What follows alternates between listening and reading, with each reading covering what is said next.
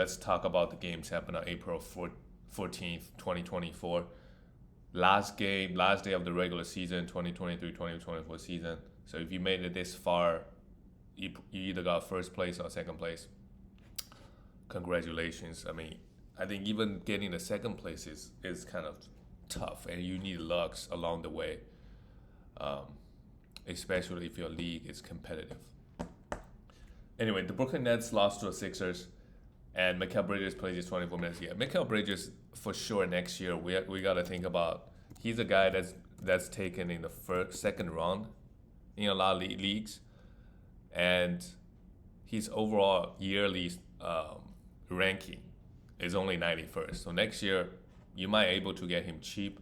I would pick him in the fourth or fifth round, to be honest. But again, you know that he's not really getting all that defensive stats, right? So if you need some points and threes and some efficiency, his efficiency is not even that great, 43% from the field on the year. So I don't know, really just points and threes at this point, at least for him this year. But he could have a lot, he could jump. He could all of a sudden go from 1 steal a game to 1.5 next year.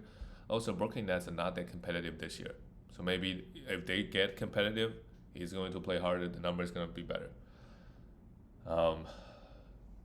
Nicholas Claxton had 8 rebounds, not much else. Again, I talked about him next year. I don't really see him being much better than he is this year. Claxton, 73rd ranked player, averaging 10 points and 2.1 blocks. I don't know if can he get up to 2.5. I'm not so sure because I don't think all over the summer all of a sudden right, he's gonna be that much better. So he's really a 3 category guy: field goal, rebounds, and blocks. And I worry about his minutes too, because when Ben Simmons plays, sometimes he doesn't get a lot of minutes because you have those two guys to get on the court at the same time. The offense kind of whacked. Sixers great. Embiid did not play. Sure, they already have the 6th seed locked in. I think 7th seed. Oh wow. The Sixers won 8 straight, so they're kind of hot. The Knicks are hot as well. Okay. That's going to be an interesting first. Well, assuming Sixers going to win the play-ins, they're going to be the 7th seed. Yeah. I mean, if they end up being the 8th seed, that would be crazy, playing the Celtics in the first round. Kyle Lowry goes 0 for 2, 23 minutes. Tyrese Maxey finished the campaign with a decent game, 26 points, but only 3 assists. We need more from him. Next year, Tobias Harris, what's he going to do? He's going to be a year older. His contract is still big. But, if we need efficiency, some points and rebounds, he's still the guy to have. Moving on to the next game, the Milwaukee Bucks. Were they trying to win this game? I think they were. Otherwise, they would not have played Damian Lillard 30 minutes. Damian Lillard finished the campaign with a 2 for 14 performance, 16 points. Damian Lillard has been disappointing this year. He still finished season 25th ranked player. So it is not that, he didn't go from like a top 10 player to top 30 or 40. But it's just 24 points. That's probably his lowest in a while. 3 threes, 7 assists is still okay. But 92% from free throws is still great. The free throw is really helping out his value. Free throw is still by far his biggest value. Next year we'll see how he thinks. You might be able to get him cheap. Like if you draft him in the late second round, that's great, but just not late first, early second, which that's where he was this year. Patrick Beverley goes 1 for 3. Brook Lopez next year, another year older. You really only draft him for his blocks, pretty much. 46 ranked player, still very solid. 2.4 blocks a game. I don't know if he can sustain that next year. So I would not draft him in the top 50, but anything after that, I'll be interested. But mainly just for blocks. Again, just because Chet Holmgren and Victor Wembanyama are now in the league, I think the block dynamic changed a little bit. Before, you have a Brook Lopez, you have a little Jerry Jackson Jr., you'll be good. But now they're way more shot blockers, so maybe he just become more useless because that's the only thing he offers, and there are more blocks in the league now. We'll see what happens. For the Magic, Jalen Suggs goes 1 for 3, had a steal and a block, not the best game. But next year, you know, assuming they don't get any new guards, Jalen Suggs could maybe take the game to the next level. Again, Ben Carroll, the counting numbers always look good, but the efficiencies, my God, he's so bad at that. Pancaro is 159th ranked player. 22.6 points is great. 7 rebounds and even 5.4 assists. All those are great. Defensive stats wise, 0.9 steals and 0.6 blocks on the season. Not horrible, but could be better. But 72% from free throws, you have to pump free throw with him. And 45% from the field goal is also not ideal at all. Franz Wagner had 25 points and 3 steals. That's not bad. He's still going to be the guy next year, just does a bit everything, you know. The next game is, I think the Knicks, they were trying to lock down the second seed. They're able to win 8 straight. They're really hot right now.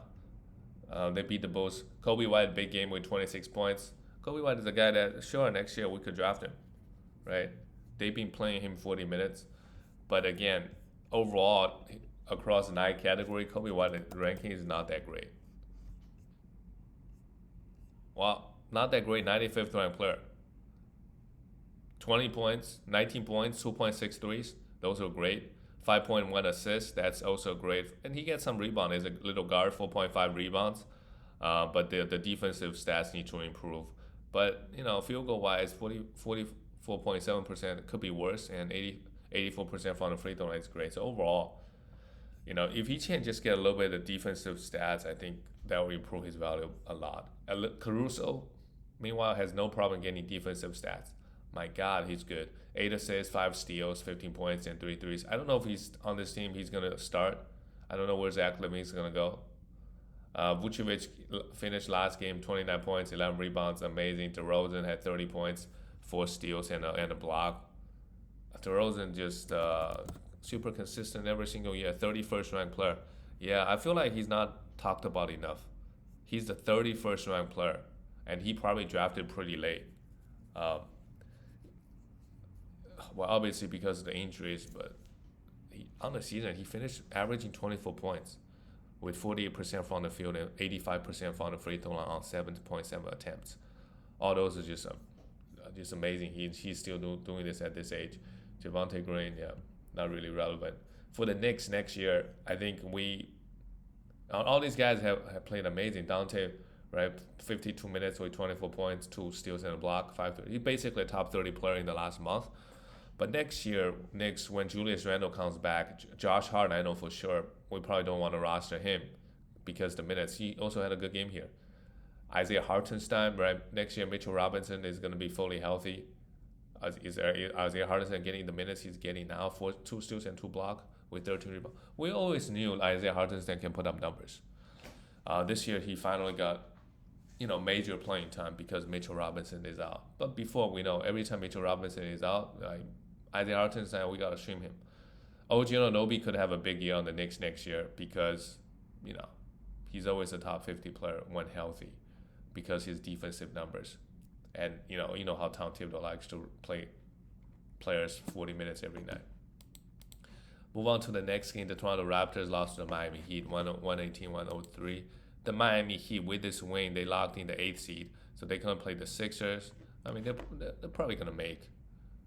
Chances are they're going to make it, but are they going to play the Celtics or the Knicks? That's a big difference. But I guess they don't care. They beat Celtics last year. Anyway, Gary Trent Jr. hit 3 threes, 18 points. And Freeman Liberty played 33 minutes with 7 steals. And look, if you have some of these guys like Gary Trent Jr., maybe he helped you a lot, the last couple of weeks with his threes and steals. Kelly Olynyk continues to put out good numbers. Too bad he only played 22 minutes. But next year for this Raptors team, Emmanuel Quickley is the guy that I think can make a significant jump. But problem with him is just he also doesn't get defensive stats at all. but the volume of points and assists and three should be pretty good. And free throw, he's a really good free throw shooter. For the Miami Heat, Jimmy Butler, 15 points, just 24 minutes. Yeah, this game was a blowout. They want to get fresh for the Sixers in a few days. Ben had a great game. Tyler Hero next year you know, could easily be a top, 23-point scorer if he just stay healthy. But, this Miami Heat team is kind of boring year in and year out. Jimmy Butler and Bam, they're always good on a per game basis, wide, but they're not really improving, right? I don't see them improving next year, especially with Jimmy Butler. He is getting up there, his age. The next game is the Pacers dropping 157 points, and they don't have to play a playing game. Now they're playing the Bucks, and the Bucks don't have Giannis maybe the first game or something. So they could make an upset. Trae Young, 12 assists, great. DeJounte Murray. Trae Young next year is going to be the same, I think. End of first, early second, maybe early second, just because guys like Victor Wembanyama right now in the picture, a couple of young guys that you for sure want to take them before Trae. Tyrese Halliburton, right? 8 turnovers. DeJounte Murray with 32 points, big game offensively, but with Trae Young around, he's not the guy that we're gonna want all that, that badly. DeAndre Hunter goes 0 for 6, Bogdanovich next year. Yeah, I mean, this year with Trae Young out, Bogdanovich didn't even play that well. So next year, I don't think we need to draft him, to be honest. When the full squad is healthy. For sure, we stream, and if somebody gets hurt, we can roster him. For the Pacers, Miles Turner, big game. This year, and ending the season with full blocks. This year, the Miles Turner offensively, I think he's great. Right, he's putting out more numbers and rebounds, 17 points. I don't know when last time he had, but overall, just 55th ranked player, just 1.9 blocks. Right, usually if you get up there to 2.3, 2.4, he's gonna rank a lot higher. But again, guys like Chet Holmgren and Victor Wembanyama coming to the league, right? They just way more shot blockers that gets over 30 minutes a night. Then his value is not gonna be as great. But next year, we don't want to draft him too early in the third or fourth round, I don't think. Andrew Nembhard with just 10 points, and Tyrese Halliburton ended the season pretty good. 13 assists, 3 steals in the block. I think he's end of first material, but not anything earlier than that. But if you draft him, you can definitely build an efficient team around him. You get a couple guys like him and Kyrie Irving, right? And you get some big men like Karl Anthony Towns that great free throw shooters. Your team gonna be super efficient. Your team is gonna be competitive in turnovers, right? Pascal Siakam, forgot about him, but I'm not that high on Siakam next year on this team because there's so many offensive powers. Move on to the next one, the Charlotte Hornets and Cleveland Cavaliers. Charlotte Hornets is all about LaMelo Ball next year. Maybe we can get him cheap. And some of the other guys like Miles Bridges, for sure we draft him, but outside of that, I don't know. Mark Williams, what are we going to do with him next year? Right, he's supposed to have a big year, but play like 2 games. They finished the season with a win somehow over the Cavs because the Cavs didn't really play anybody. So I did not know JT Thor is on this team.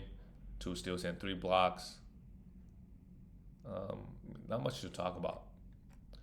The Cleveland Cavaliers, they still play some guys, but Donovan Mitchell and Darius Garland were both out.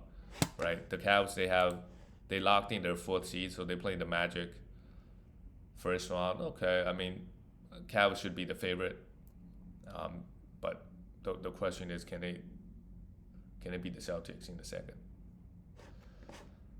Max Strus had a triple-double next year. Sure, we can draft him with the last pick, but we know he's not really must roster, right? So probably not. We probably don't need to roster him. Jared Allen, Evan Mobley. Next year probably the same. I don't really see them take another. Mobley has been disappointing.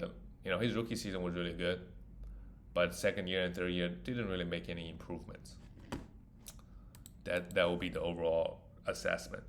The next one, the Celtics, they don't really need to play I think this is the second game now. Every starter was out, and they still win, um, pretty easily. For the Wizards, it's all about Jordan Poole and Kyle Kuzma. Poole next year, you know, don't get too discouraged. Like you still want to draft. You for sure still need to draft Jordan Poole. It just the question is where, right? He finished the season 134th ranked player. Finished the season with 17.5 points, 2.5 threes. So the points and threes are still there, but obviously not the way we want it. 87% from the free throw line. 4.4 assists and 1.1 steals are also good. He just needs to get the volume up. And for whatever reason, there's so many games this year, he just looked disengaged. But I would pick him in a 6th round or 7th round for sure next year. Missing not much to talk about. Danny Advia is another guy that next year we want to get him in the draft. Assuming no roster changes. For the Celtics, you see how good they are. Peyton Pritchard is a guy that can come in and drop 38 points, 12 assists, and 9 rebounds. Just casually doing that. Sam Hauser hit 4 threes, that's great. But, Celtics, they are locked in. We need to chip this year. The next one, the Kings beat Portland Trailblazers. That's great. They are, with this win, they're locked in the 9th seed. So they will have the home court versus the Warriors. It's going to be a good play. There's some, the Western Conference, the playing is going to be epic. But, with Portland, guys like Fernie Simons, Jeremy Grant next year, if you draft them, they're still going to be bad next year. So basically in April or late March, you're not going to see them. That's just what it is. They do this. Maybe they did this same thing last year too. But Jeremy Grant, during the season, he plays really good. And Fernie Simons put up good numbers whenever he plays. But, that's just, when you draft those guys, that comes with it. For the Kings, sure, they locked in 11th. That's somewhat disappointing because they were really ahead, but dropped so many games in the last. They were 4-6 in the last 10. De'Aaron Fox, 24 points. De'Aaron Fox finishes the year really, really good. Fox, and he plays so many games too. Fox on the overall season is the 24th ranked player, right? While shooting 73% from the free throw line. If you ignore the free throws, he is really up there, like a top 10, top 15. And when you draft De'Aaron Fox, a lot of times you just punting free throws, so you're really getting amazing value out of him. He's averaged 2 steals on the season too, just absolutely amazing performance. Same thing with Sabonis on the year. He is right there too, 30th ranked player, while shooting 70% from the free throw line. But if you look at the counting numbers, 19 points, 13.6 rebound, that probably lead the league, right? And as a big man, he's getting 8.2 assists. That is super high coming out of your center, 8.2 assists. The defensive stats are still lacking, but his field goal is really good. But also for Kings, can they make a deep playoff run? The next game is the Houston Rockets. The Rockets also next year they could be coming 116-105. They beat the Clippers. Jalen Green is the question. Where should we draft him next year? Well, he showed the last month how good he could be. But that's a lot of guys were out, so he was getting the minutes. And we know eventually he's going to be hot for a while. But next year, I think it should be the same strategy. We draft him maybe 8th round, 9th round. That's where we take a flyer on him. And obviously, Fred VanVleet, the best fantasy player, and we're going to have Şengün back healthy, hopefully. Jabari Smith, same thing next year. For sure, we need to draft him, but he's still having the same issues. His field goal is not that great, and he's not getting the defensive stats, right? He's the 87th ranked player. 8.1 rebound is good. 0.8 blocks is okay, but we need more. And he's shooting 45%. We understand he takes about 5 threes a game, but he needs to, if he can get his efficiency up and get more defensive stats, he'll be really good, top 50 player, right? He's also young. Amen Thompson next year, just like his brother, we for sure need to draft Arsar Thompson in the last round or whatever. Amen Thompson, there's so many Rocket guys, but we can see what he can do. 8'9", 11 rebound, 10 assists, 3 steals, and 3 blocks. These two brothers, they're for real. They're really good. They deserve more minutes. For the Clippers, yeah, I mean they have the about how they the first matchup with the Mavericks is gonna be pretty epic. The next game, the Warriors, this game is kind of pointless because the Kings gonna win, right? After the Lakers won, it kind of like there's no point playing. So and then for the Jazz, same thing. A bad team as we get to the end of the season, you don't see any of their starters. They're just playing random guys, right? Keontae George even only got 20 minutes.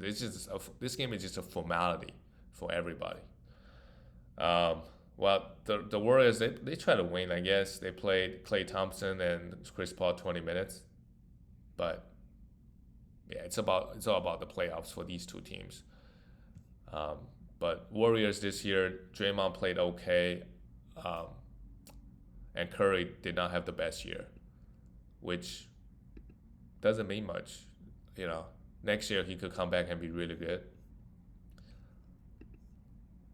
The next game is the Detroit Pistons, 95 to 123 loss to, same thing, another bad team. Kate Cunningham for sure is just out, right? You don't see him. Well, he actually played last week, so they played him until the last week of the regular season, but that's gonna be the issue next year as well, unless I don't know somehow they get good. I don't really see that with this roster. Uh, if you shim Wiseman, he had a great game here with 17 rebounds and 21 points, but nobody else played well. For the Spurs, Victor Wembanyama was out. Can the Spurs make a playing push next year? The West is just super competitive. I don't know if they're gonna make any changes next year. I think it's gonna be more or less the same. Victor Wembanyama's second year is about growth, so they're not really making any big moves. But you still want to draft Victor Wembanyama early because he's just too good. Yeah. Nobody else is worth talking about on this Spurs team other than Victor Wembanyama. The next one, the Mavericks. Yeah, I mean they already have their seeding locked in. They're gonna play the Clippers, but Oklahoma City Thunder. Wow, all the young guys played just 15 minutes. So that's okay, right? When OKC win games, they blow teams out, 135-86. It's like Grizzlies 2 years ago, in the regular season at least. When they win games, they blow teams out.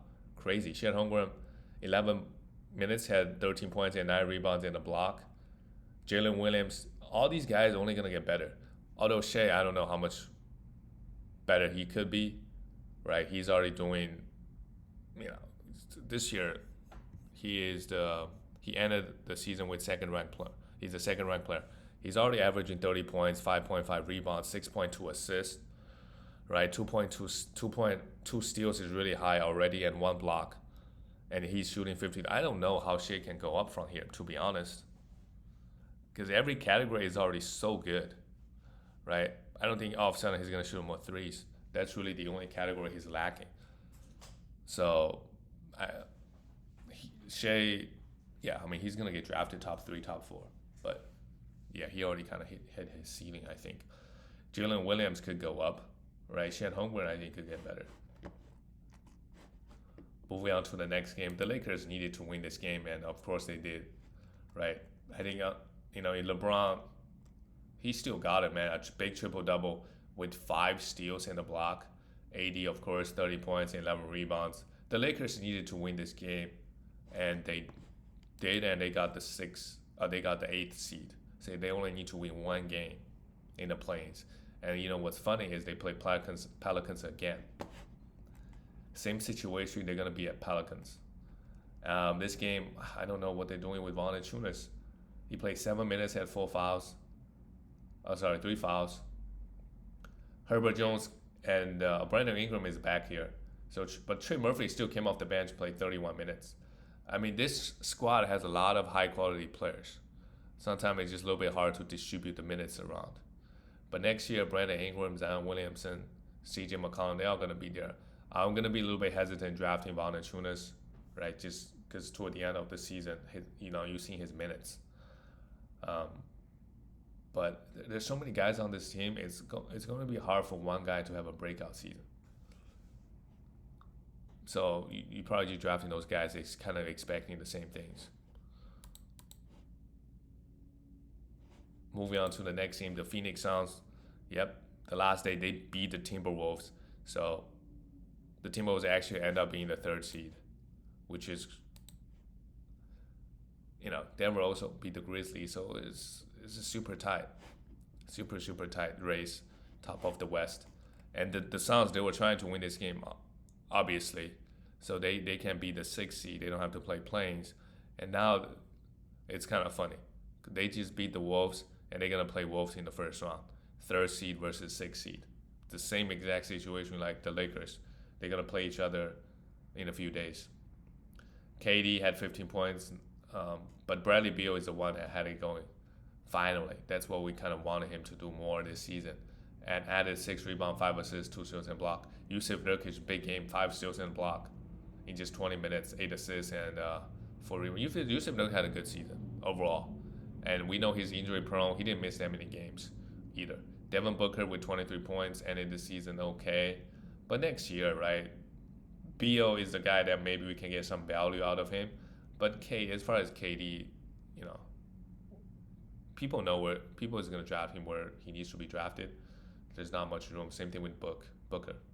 Grayson Allen hit 3 for 3, big game offensively too. For the Timberwolves, they got the full squad back. Now, can they beat the Suns in the first round? The West is super competitive.